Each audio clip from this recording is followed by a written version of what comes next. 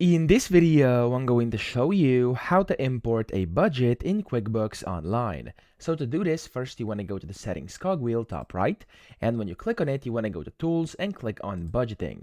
Now inside budgeting over here, you want to click on import budget. And whenever you do this, you're going to have to select a few things. So you have the budget type over here. You can select the time period. So I'm just going to go with this one by default.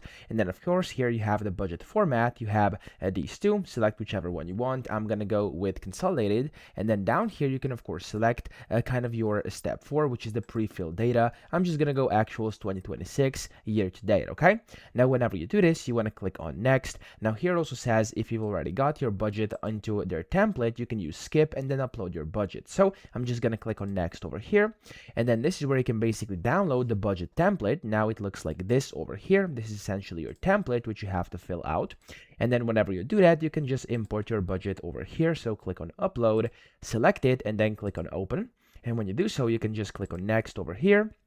You have to wait for a few seconds for this to actually import. There we go. Then you want to click on view budget, and there we go. This is basically going to be kind of your summary over here of what you've of course done with your template, which you downloaded as an Excel format. And then up here, of course, you can see the period, reference data, etc. You can then just click on the save button or save and close over here. And whenever you do this, this is essentially how you import a budget inside QuickBooks Online. Okay, so I hope this video helped you out. If it did, please subscribe to the channel and help me out as well.